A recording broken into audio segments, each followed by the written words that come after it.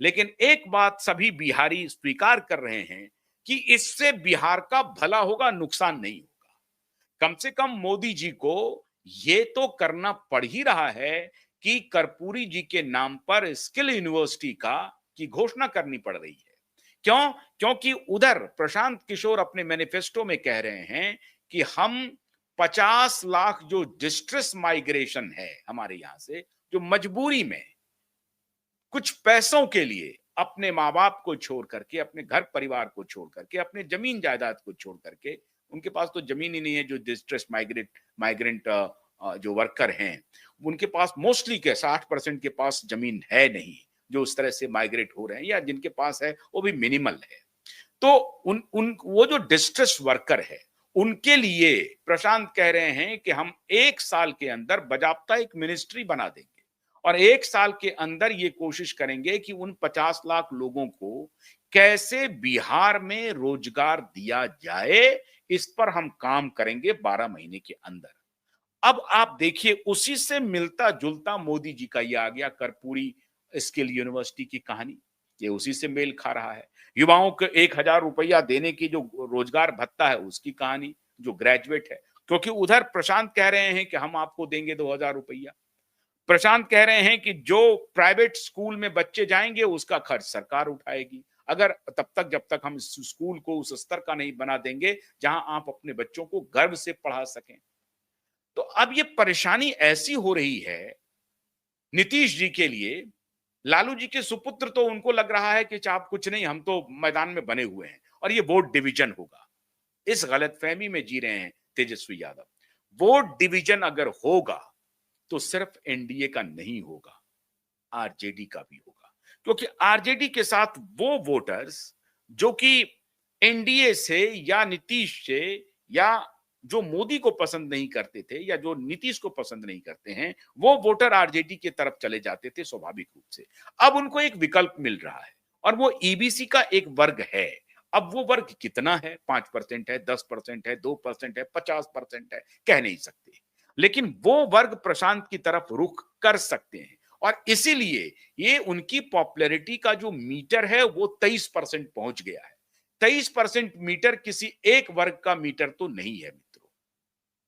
इसीलिए मैं कह रहा हूं कि प्रशांत अगर 23% के ग्राफ पर पहुंच गए हैं पाई चार्ट में, तो वो किसी एक वर्ग का, एक समूह का वोट नहीं है। वो पॉपुलैरिटी का जो मीटर है, उसमें सारी जातियां, सारे धर्म सब इन्वॉल्व हो रहे हैं। ये उसकी उछाल है और ये उछाल जैसे जैसे अक्टूबर बीतेगा, ये और बढ़ेगा। और तब मोदी जी और नीतीश जी के लिए ये 2 दिन का वक्त है। आज तो उन्होंने जो करना था कर दिया। कल या परसों में चुनाव की घोषणा हो जाएगी, उसके बाद मॉडल कोड ऑफ कंडक्ट लग जाएगा। अब जो कुछ भी घोषणा करनी है, जो कुछ भी कहना है, वो आज ही कह लेंगे। उसके बाद आप कह सकते हैं चुनाव के बीच में, मतदाताओं के बीच में अपनी बात आप कह सकते हैं कि भाई हमारा ये घोषणा पत्र है, इस घोषणा पत्र को देखिए।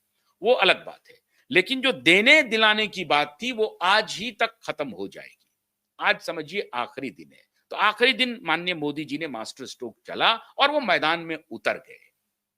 और मोदी जी को मालूम है कि ये जो ईबीसी वोट बैंक है 21-22% का, अगर वो छिटक गया, जो लाभार्थी भी है आपका, अगर वो छिटक गया, तो राह बहुत कठिन हो जाएगी, बहुत कठिन हो जाएगी।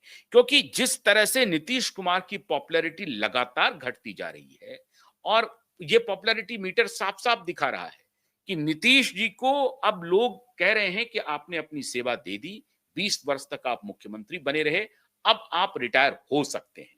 और नीतीश जी भी हर्ष स्वीकार कर लेंगे, बल्कि नीतीश के सपोर्टर भी स्वीकार कर लेंगे। अब जो लाभार्थी हैं, जो नीतीश के सत्ता में रहने से जिनको लाभ होता रहा है अभी तक, वो तो इस बात को पचा नहीं पाएंगे। उनकी तो नींदें हराम हो जाएंगी। और जिस प्रकार से प्रशांत किशोर कह रहे हैं 100 नेताओं और अफसर की लिस्ट तैयार है जेल भेजने के लिए, उनके पैसे की रिकवरी के लिए, ये जनता के मन में अगर बस गया, तो जो मैंने आपको कहा है कि अक्टूबर के अंत तक पछाड़ देंगे, सितंबर में जिस तरह से बाकी 3 घोड़ों को उन्होंने पछाड़ करके दूसरा पोजीशन कर लिया है, अक्टूबर आते-आते हो ना हो, प्रशांत पहले पोजीशन पर पहुंच जाएं। बस एक ही फैक्टर काम करेगा, ये 100 लोगों के भ्रष्टाचारियों की लिस्ट अगर उनके पास जो कोई भी लिस्ट है जिसमें वो लगातार कुछ लोगों के नाम वो बता भी रहे हैं, वो सार्वजनिक रूप से लड़ भी रहे हैं, उनको धमकी दे रहे हैं, उनको चुनौती दे रहे हैं, जो उखाड़ना है उखाड़ लो जैसे शब्द का इस्तेमाल कर रहे हैं, जो करना है कर लो, इन सारे शब्दों का इस्तेमाल प्रशांत किशोर कर रहे हैं। अपने भाषण में कर रहे हैं, अपने इंटरव्यूज में कर रहे हैं, पत्रकारों के सामने कर रहे हैं, कैमरे पे कर रहे हैं। तो जनता में ये संदेश दे रहे हैं कि प्रशांत किशोर डरपोक नहीं है और प्रशांत किशोर इन नेताओं से डरने वाले नहीं हैं। प्रशांत किशोर साहब कह रहे हैं कि वो मर्डरर है, वो रेपिस्ट है, उनके खिलाफ फॉर्जरी का केस है, उनके खिलाफ हत्या का मुकदमा चला है, वो जेल काट करके आया है, इन्होंने 200 एकड़ जमीन खरीद लिया है, ये यहां से पैसा लेता है, इस अधिकारी का पैसा ऑस्ट्रेलिया में है, फ्रांस में है, जर्मनी में है, साउथ अफ्रीका में है। इस तरह से प्रशांत किशोर सारे नेताओं और अधिकारियों का कच्चा चिट्ठा जनता को दे रहे हैं, सामने से बिना धड़क दे रहे हैं।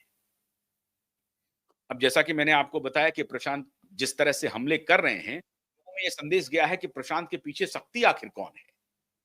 हो सकता है कोई शक्ति नहीं हो, प्रशांत को लग रहा है कि हमारे पास खोने के लिए कुछ भी नहीं है, हमने अपना सब कुछ दांव पे लगा दिया है, हमने अपने जो कुछ भी पैसे कमाए हैं वो भी इसमें दांव पे लगा दिए हैं। तो अब प्रशांत को लग रहा है कि अब पीछे हटने का तो कोई सवाल नहीं है।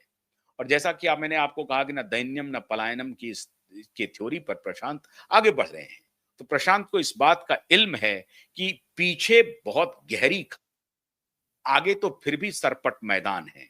हो सकता है कि हम मैदान को दौड़ करके जीत लें, हो सकता है बीच में हाफते हाफते हम बीमार पड़ जाएं, लेकिन पीछे अगर लौटेंगे तो खाई ही खाई है। प्रशांत उस पॉइंट पे आ गए हैं जहां से नो गोइंग बैक है, तो उनको लड़ना ही पड़ेगा, और अगर उनको लड़ना पड़ेगा तो फिर मजबूती। तो ये युद्ध भूमि में अब प्रशांत किशोर सीधे सीधे आजमा रहे हैं, और इसलिए अब मोदी जी को लग रहा है कि भैया कर्पूरी जी का नाम ले लो, स्किल डेवलपमेंट की यूनिवर्सिटी लगाओ, पैसे दो, पैसे ट्रांसफर